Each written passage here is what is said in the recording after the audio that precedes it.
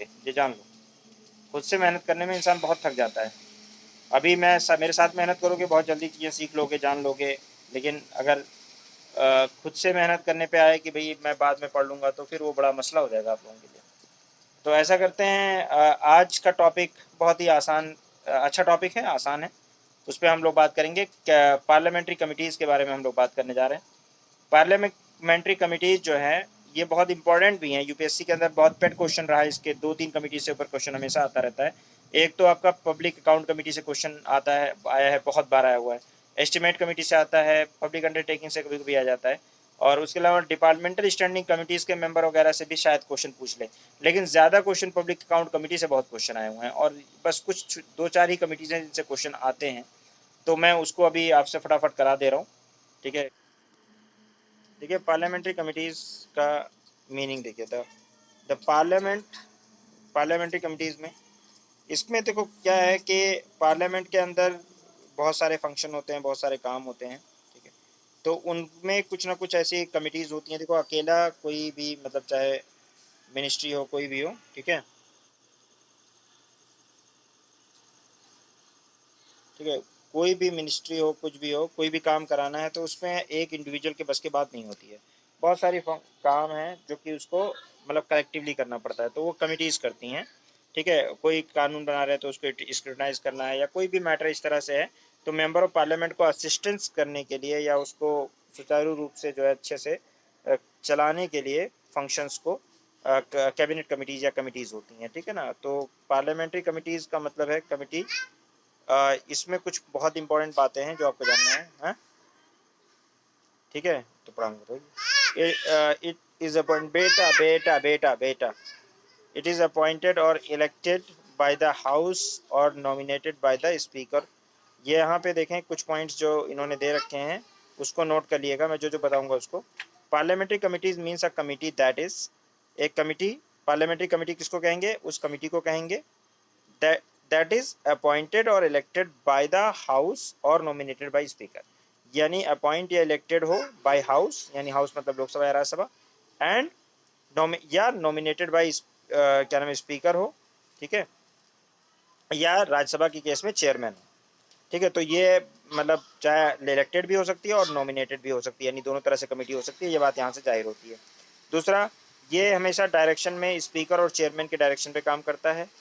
ये अपनी रिपोर्ट को, ठीक है, रिपोर्ट जो है वो हाउस, यानी अपने हाउस के चेयरमैन या स्पीकर, चाहे लोकसभा या राज्यसभा के केस में, मतलब उनके सामने पेश करता है। सेक्रेटरीट जो है लोकसभा और राज्यसभा का, इनका सेक्रेटरीट भी होता है काम करने के लिए। और ये कमिटी जो होती हैं, ये दो तरह से होती हैं।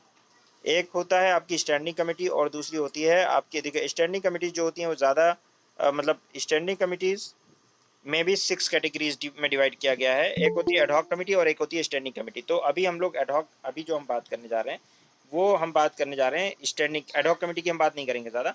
क्यों? क्योंकि एडहॉक कमेटी जो होती हैं वो बनती हैं और फिर वो खत्म हो जाती है, तो उनके ऊपर क्वेश्चन वोश्चन नहीं आता है। बेसिकली हमारे ऊपर जो क्वेश्चन आता है वो आता है स्टैंडिंग कमिटीज़ के ऊपर, ठीक है ना? तो पार्लियामेंट्री कमिटीज़ दो टाइप की होती हैं, एक स्टैंडिंग कमेटी, एक एडहॉक कमेटी। एडहॉक कमेटी के ऊपर ज़्यादा क्वेश्चन नहीं आता, लेकिन जो परमानेंट कमिटीज़ है वो भी हर साल कॉन्स्टिट्यूट होती है, मतलब हर साल उसको बनाया जाता है, ठीक है? और वो वर्क करती है, कॉन्टिन्यूस बेसिस पे काम करती रहती है। और एडहॉक कमेटी जो होती है वो थोड़े टाइम के लिए काम करेगी, और उसके बाद में जब उसका काम कंप्लीट हो जाएगा तो हट जाएगी। तो एडहॉक कमेटी की हम बात नहीं कर रहे हैं, हम बात करते हैं स्टैंडिंग कमेटी। स्टैंडिंग कमेटी में भी 3 कमिटीज़ बहुत इंपॉर्टेंट है, जिनके ऊपर बात है। वैसे 6 कैटेगरी की कमिटीज़ जो है क्लासीफाई की जाती हैं स्टैंडिंग कमिटीज़ को। एक फाइनेंशियल कमेटी, जो कि जिसमें से 3 कमिटीज़, और आपके एग्जाम में जो क्वेश्चन आता है वो मेनली फाइनेंशियल कमेटी से ही ज़्यादा क्वेश्चन आता है। यानी 90% जो क्वेश्चन हैं आपके, वो 90% से ज़्यादा क्वेश्चन जो हैं आपके सिर्फ फाइनेंशियल कमेटी से ही पूछेगा। बाकी 10% में और कोई कमेटी पूछ सकता है, ठीक है? तो पहला तो आपको याद रखना है फाइनेंशियल कमेटी, उसमें 3 कमेटी होती है, रट्टा मार लो। पब्लिक अकाउंट कमेटी 1921 में बनी है ये, ठीक है? ये इंपॉर्टेंट कमेटी है, सबसे इंपॉर्टेंट कमेटी यही है। गवर्नमेंट ऑफ इंडिया एक्ट 1919 के तहत ये बनाई गई है, ये भी एग्जाम में क्वेश्चन आया हुआ था, तो इसको याद रखेंगे। ये पब्लिक अकाउंट कमेटी सबसे इंपॉर्टेंट कमेटी है। ये बेसिकली इसमें इम्पॉर्टेंट क्यों है? क्योंकि गवर्नमेंट तक को क्रिटिसाइज़ करती है, कैग के रिपोर्ट को जो है ये देखती है। मैंने बताया था कैग के रिपोर्ट का वो पार्ट, और इससे गवर्नमेंट को क्रिटिसाइज़ करती है। इसका जो चेयरमैन होता है अपोजिशन से होता है, ये बात सब मैं बता चुका हूँ ऑलरेडी।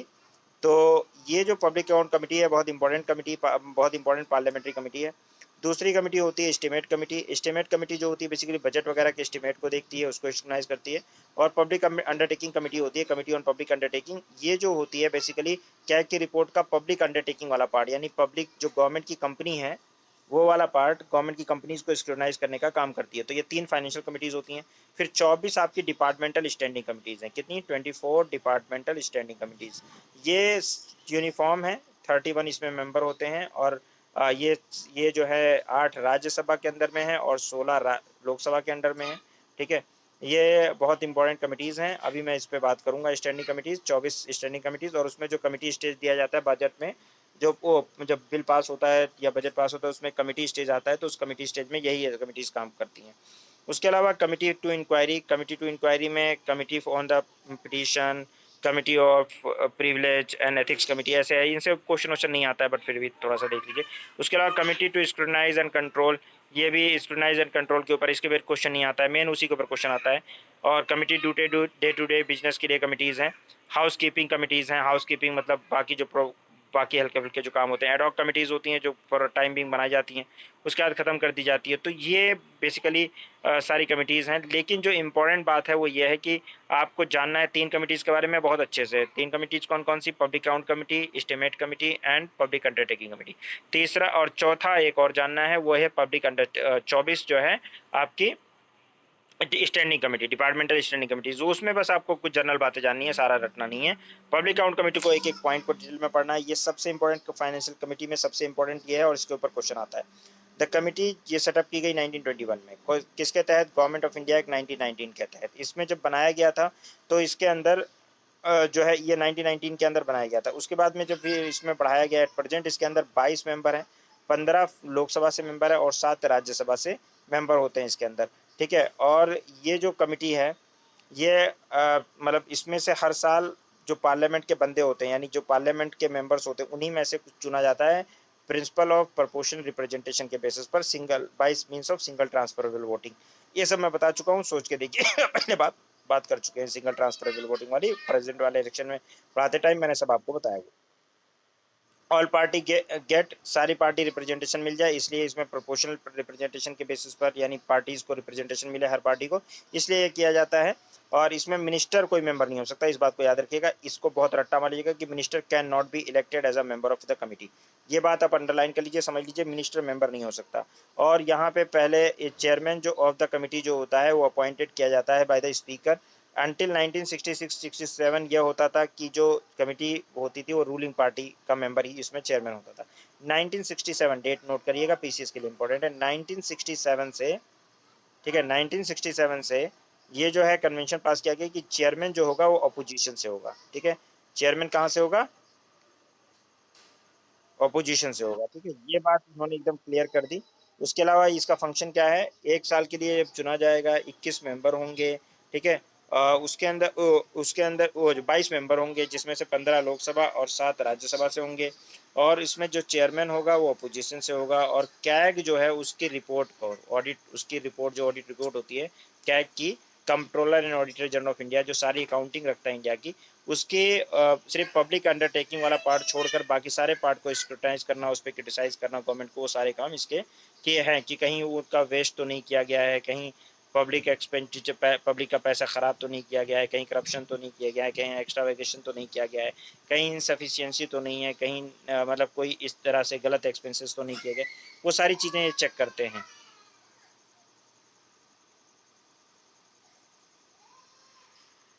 तो इसमें इसका मतलब अकाउंट में ये चेक किया जाएगा कि कैग की जो रिपोर्ट है उसमें गवर्नमेंट ने कोई बदमाशी और कोई चीज़ ऐसा तो नहीं कि गलत कोई खर्चा वर्चा तो नहीं किया है। तो ये पूरा इसमें है। तो मेन मेन बातें आप लोगों ने समझ ली होंगी। इसमें मेंबर कितने होते हैं, कितने साल के लिए बनता है? 1 साल के लिए बनता है। कौन चेयरमैन होता है? वो क्या नाम है आपका, जो है अपोजिशन से कोई बंदा होगा। ये मत ध्यान रखिएगा, कंफ्यूज आपको कर सकता है कि अपोजिशन लीडर होता है, तो अपोजिशन लीडर नहीं होता, अपोजिशन से कोई बंदा होता है, अपोजिशन में से होता है।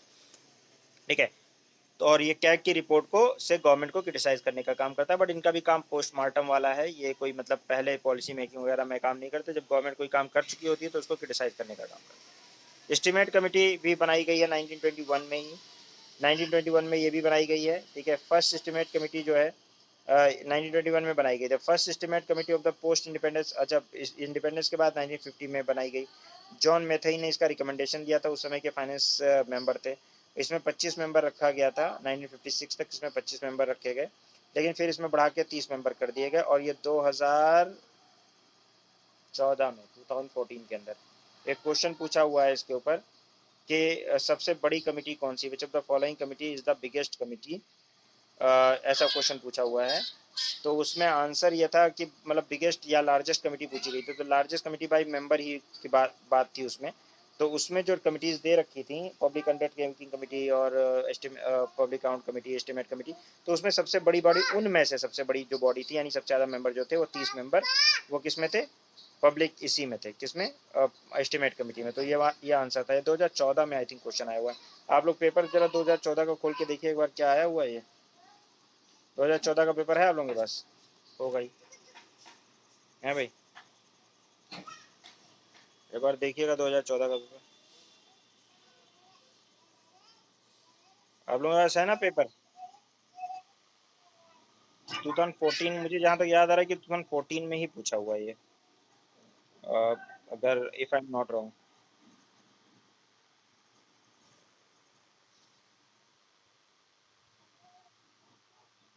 हाँ, which of the following is the largest committee of the parliament, कहाँ पे है?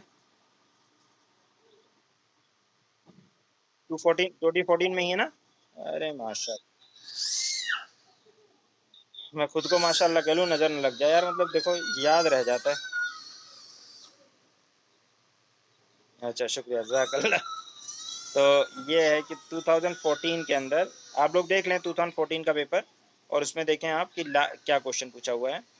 2014 यस का second question, which of the following is the largest committee of the parliament, अब ये पूछा हुआ है। अब इसमें जो है देखें आपका, अभी आपको देखिए मैंने तीन ही कमिटीज़ बताई हैं, तीन ही बताई, इसके अंदर 22 मेंबर हैं, ठीक है। पब्लिक अकाउंट कमेटी के अंदर 22 मेंबर, तो ये तो लार्जेस्ट नहीं हो सकती, क्योंकि एस्टिमेट कमेटी के अंदर 30 मेंबर, ये भी लार्जेस्ट नहीं हो सकती, आपको पता है। इसके अंदर जो है कितनी है, 22 ही मेंबर, अभी आगे बढ़ाऊंगा इसको। पार्टिपिटिशन कमेटी है, इसके अंदर भी क्या नाम है, 15-17 मेंबर।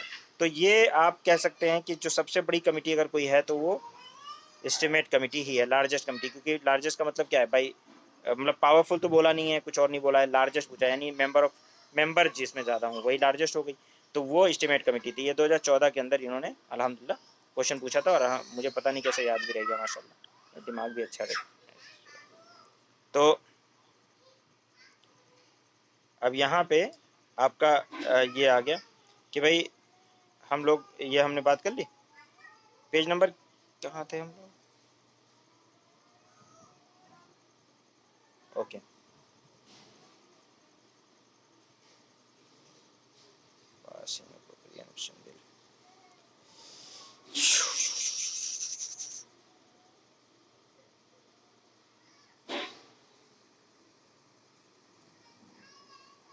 तो यहाँ पे आ गए। तो हमने क्या करा भाई, एस्टिमेट कमेटी, अभी आपको क्लियर हो जाएगा। एस्टिमेट कमेटी हमने देख लिया कि भाई सबसे ज़्यादा मेंबर किस में होते हैं, एस्टिमेट कमेटी में, ये मैंने बताया अभी आपको, ठीक है। क्या और एस्टिमेट कमेटी का काम क्या है, बजट के सारे पंगे, जितने भी बजट में जो भी कुछ बना रहे हैं गवर्नमेंट, जो भी कुछ कर रही है। 30 मेंबर मैंने बताया, पहले 25 मेंबर थे, बाद में इसमें बढ़ा के 30 मेंबर कर दिएगा। तो सबसे ज़्यादा मेंबर अभी तक इसी में आपको नजर आए हैं, फिर अभी देखेंगे आगे भी आपको यही नजर आएंगे, सिर्फ स्टैंडिंग कमेटी को छोड़ के, ठीक है। तो वो पब्लिक स्टैंडिंग कमेटी उसमें दे भी नहीं रखा है, तो उसकी बात ही खत्म थे। तो ये लोकसभा में, लेकिन इसके जो मेंबर होते हैं सारे लोकसभा के होते हैं, ये याद रखिएगा, सारे मेंबर जो होते हैं एस्टिमेट कमेटी के लोकसभा के होते हैं। ये क्या करते हैं, ये भी सिंगल ट्रांसफरेबल वोटिंग से चुने जाते हैं, और मिनिस्टर जो है इसका मेंबर इसमें भी नहीं हो सकता है, 1 साल के लिए चुने जाते हैं। सारी कमेटीज ध्यान रखिए 1 ही साल के लिए चुनी जाती है, फिर दोबारा से रिकॉन्स्टिट्यूट किया जाता है इनको। ये इकोनॉमी, पब्लिक एक्सपेंडिचर क्या है, कितना पैसा खर्च वर्च हो रहा है, उसके ऊपर सारा, मतलब बजट का जो कहानी होती है, उसको सारा देखने का काम जो है वो एस्टिमेट कमेटी का है। पहले ये बात समझ लें आप। उसके बाद में आपका आता है पब्लिक अंडरटेकिंग कमेटी। इसके अंदर भी देखिए ये भी दे रखा था, इसके अंदर पहले 15 मेंबर थे, 10 लोकसभा के थे और 5 राज्यसभा के। अभी इसके अंदर 22 मेंबर हैं, 15 वही जो जितने एस्टिमेट कमेटी, जितने पब्लिक अकाउंट कमेटी के अंदर हैं उतने ही इसमें भी हैं। इसमें 22 मेंबर हैं, जिसमें से 15 लोकसभा के अंदर है और 7 राज्यसभा के अंदर में है, ठीक है। ये आपकी पूरी वो है, ठीक है। मेंबर जो हर साल मेंबर जो है उन्हीं के मेंबर उसी में से चुने जाते हैं, मतलब उसके मेंबर्स में से प्रोपोर्शन रिप्रेजेंटेशन सिस्टम में। चेयरमैन जो होता है वो, चेयरमैन जो है होता है इसमें, तो इसके अंदर देखिए minister cannot be elected, ये भी वही बात है, ठीक है। Chairman of the committee is appointed by the speaker among इस मेंबर ऑफ लोकसभा ओनली। यहाँ पे एक बात याद रखेंगे कि इसमें चेयरमैन जो होगा हमेशा लोकसभा से ही होगा, ठीक है।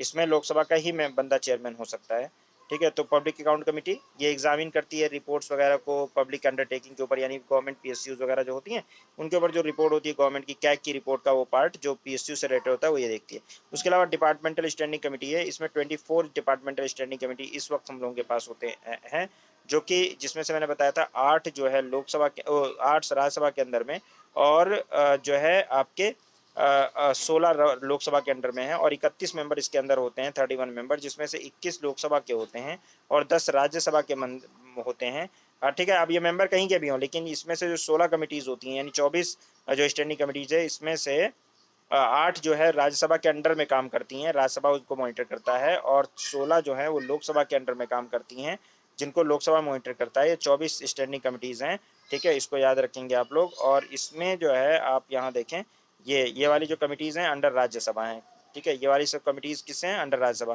Committee on commerce, committee on home affairs, committee on human resource, committee on industry, ये जितने भी हैं ना, ये सारे जो कमिटीज़ हैं ये काम करती हैं, 8 कमिटीज़ ये काम करती है राज्यसभा के अंडर में। बाकी ये सारी जो कमिटीज़ लगी हुई हैं 16, ये काम करती हैं, कमिटी ऑफ फाइनेंस वगैरह ये सब काम करती हैं किसके ऊपर?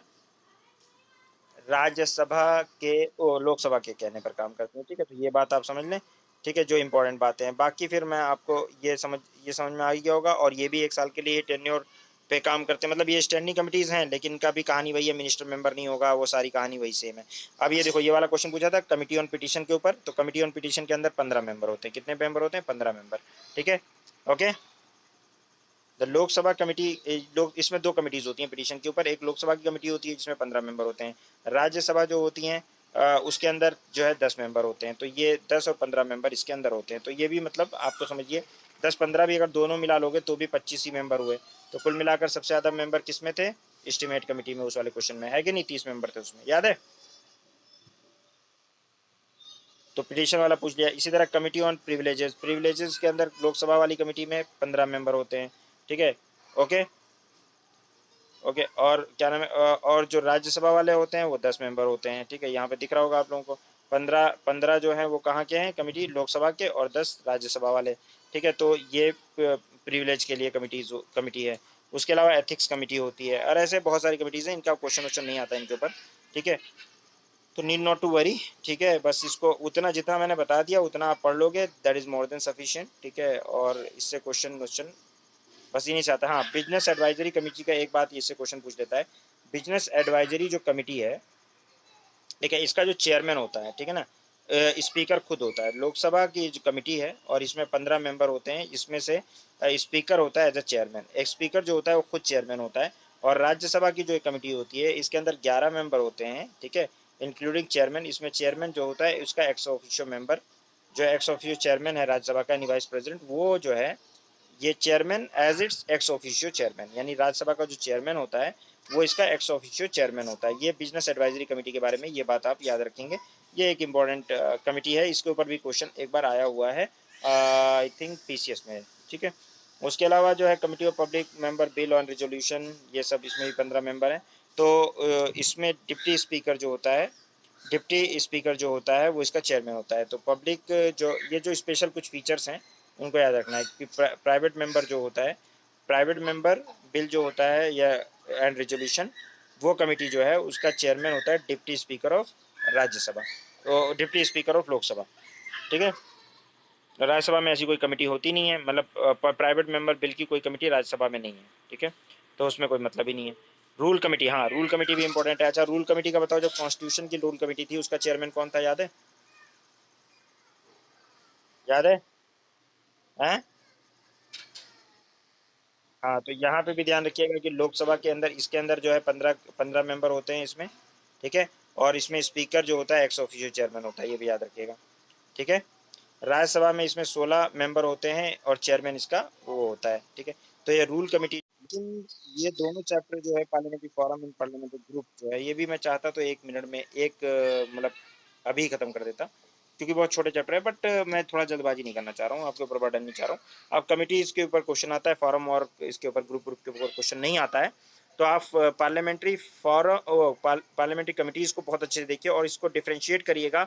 आप हमेशा ध्यान रखिए कि पार्लियामेंट्री कमिटीज़ और कैबिनेट कमिटीज़ 2 अलग-अलग चीज़ें हैं। प्लीज़ कीप इन माइंड का जो आपने आपने पार्लियामेंट से पहले चैप्टर नंबर 21 जो पढ़ा था, पार्लियामेंट से पहले वो कैबिनेट कमिटीज़ थी। मतलब वो सॉरी, उससे पहले पढ़ा था ना, पार्लियामेंट से पहले पढ़ा था कैबिनेट कमिटी, जो भी चैप्टर रहा हो, चैप्टर देख लीजिएगा कौन सा 21 या कौन। तो उसमें जो दे रखा था वो कैबिनेट कमिटीज़ दे रखा था, जिसमें मिनिस्टर ही मेंबर होते हैं, 8 से 10 मिनिस्टर मेंबर होते हैं, जिसमें हम लोगों ने पॉलिटिकल अफेयर्स कमेटी की बात की थी, cabinet committee on political affairs, जिसमें हम लोग मिनिमम सपोर्ट प्राइस वाली कमेटी जो है economic affairs committee, committee on economic affairs, उसकी बात करते हैं, याद है? तो वो मिनिस्टर ही उसके अंदर मेंबर होते हैं और वो कैबिनेट कमेटी होती है, उसको याद रखिएगा। ये पार्लियामेंट्री कमेटी है, इसमें मिनिस्टर मेंबर बिल्कुल भी नहीं होता है। गेटिंग? आप चैप्टर देख लें ताकि आप कंफ्यूज ना हो। आपने ये चैप्टर जो देखा है ये है आपका, यानी आप इंडेक्स देखेंगे, आप एक बार इंडेक्स खोल लीजिएगा और देख लीजिए इसमें इंडेक्स में अपने जाके कि आपको दो अलग अलग कमिट मतलब ये दो अलग अलग चीज़ें हैं, इसमें कंफ्यूज हो जाते हैं बहुत से लोग, आपको कंफ्यूज नहीं होना है, ठीक है ना। इसमें लोगों को लगता है कि ये सब सेम चीज़ है, लेकिन ऐसा है नहीं। मतलब जैसे little knowledge is dangerous thing, तो कभी कभी हो जाता है ऐसा। अब देखें यहाँ पे जो दे रखा है ना, जो ये दिया है कैबिनेट कमेटी, सही है बिल्कुल, मेरे को सही था कि 21 ही है। कैबिनेट कमिटीज ये दे रखा है, इसमें सिर्फ मिनिस्टर ही मेंबर होते हैं, ठीक है। इसमें ग्रुप ऑफ मिनिस्टर जो होते हैं वो मेंबर होते हैं। और इसमें मैंने आपको बताया था कि पब्लिक अकाउंट कमेटी वो इसमें मैंने बताया था पॉलिटिकल अफेयर्स कमेटी होती है। और उसके अलावा जो है आपको मैंने बताया था इसके पब्लिक अकाउंट वो पॉलिटिकल अफेयर्स कमेटी के अलावा पार्लियामेंट्री अफेयर्स कमेटी होती है ना। और उसके अलावा मैंने आपको बताया था इकोनॉमिक अफेयर्स कमेटी होती है, अपॉइंटमेंट कमेटी होती है, अकोमोडेशन कमेटी होती है, ऐसी कुछ कमेटीज़ बताई थी। तो ये मिनिस्टर मेंबर होते हैं। दूसरा ये कमेटी है आपकी पार्लियामेंट्री कमेटीज़। पार्लियामेंट्री कमेटीज जो होती हैं इसमें मिनिस्टर मेंबर नहीं होते हैं, जिसमें मैंने आपको अभी जो बताया वो public account committee, financial committee में एस्टीमेट कमेटी बताई, पब्लिक अंडरटेकिंग कमेटी बताई, डिपार्टमेंटल स्टैंडिंग कमेटी बताई। उसके अलावा जो मैंने बताया कि कुछ इंपॉर्टेंट कमेटीज़ को याद रखेंगे आपकी कौन कौन सी कमिटीज़, तो उसमें मैंने बिजनेस एडवाइजरी कमेटी बताई आपको, रूल कमेटी बताई और आपको प्राइवेट मेंबर रिजोल्यूशन कमेटी बताई, बता दिया नहीं। तो ये इंपॉर्टेंट है, बाकी हाउस कीपिंग वगैरह उतना इंपॉर्टेंट नहीं। अब ये दोनों चैप्टर ना बहुत हल्के चैप्टर्स हैं, parliamentary forum and parliamentary group, ये दोनों जो चैप्टर है ना, parliamentary forum and parliamentary group, actual में ये बहुत इंपॉर्टेंट चैप्टर नहीं है। यूपीएससी क्वेश्चन बहुत कम पूछता है, रेयर कभी, लेकिन फिर भी थोड़ा बहुत जानना चाहिए। तो इस पर मैं बात करूंगा थोड़ा सा, एक बार कहीं इंसिडेंटल एक्सीडेंटल पार्लियामेंट्री ग्रुप के ऊपर पूछा हुआ है। तो बाकी फॉरम वॉरम के ऊपर जल्दी क्वेश्चन कभी आया नहीं है एज सच, मेरी नज़र नहीं पड़ी है, हो सकता है कभी, वैसे फॉरम पे तो नहीं पूछा है मुझे लगता है। पार्लियामेंट्री ग्रुप है, इस पे भी ज़्यादा क्वेश्चन नहीं है। ये बहुत इंपॉर्टेंट चैप्टर है, इससे क्वेश्चन आया हुआ है, बहुत क्वेश्चन आएंगे। तो सुप्रीम कोर्ट को हम देखेंगे कल, एक लेक्चर में लूँगा और आपका ख़त्म कर दूंगा ये आपका ये पार्लियामेंट्री ग्रुप वगैरह। और मैं कल इंशाल्लाह वक्त रहा तो मैं सुप्रीम कोर्ट शुरू कर दूंगा कल ही। और सुप्रीम कोर्ट में थोड़ा सा 2-3 लेक्चर लग जाएंगे। If you will respect your dream then everyone will respect your dream, isn't it? अगर आप अपनी ड्रीम की रिस्पेक्ट करेंगे तभी तो सामने वाला आपकी ड्रीम की रिस्पेक्ट करेगा, नहीं तो नहीं करेगा। तो पता है कभी कभी हम अनरियलिस्टिक बातें करते हैं, जैसे हमने मेहनत तो हम 2% की भी नहीं कर रहे हैं, हम प्री क्लियर करने की भी मेहनत नहीं कर रहे हैं या हमारा लेवल नहीं है। और अगर हमने बाई चांस हमारी जुबान से निकल भी गया ना, जैसे हम लोगों ने तो ठीक है, हम लोग मैं अपनी बात कर रहा हूँ कि मेरा बच्चा मुझे बोलेगा तो मुझे बड़ा प्यार आएगा कि यार बच्चा बोल रहा है, उसको टॉप करना है, तो मेरे को रिस्पॉन्सिबिलिटी भी फील होगी, मुझे प्यार भी आएगा कि यार इसको करना है। लेकिन एक होता है ना कि सामने वाले किसी और से बोल दिया ना, तो मजाक उड़ा देगा आपका कि ये देखो शक्ल देखो अपनी, टॉप करेंगे, ऐसे बहुत लोग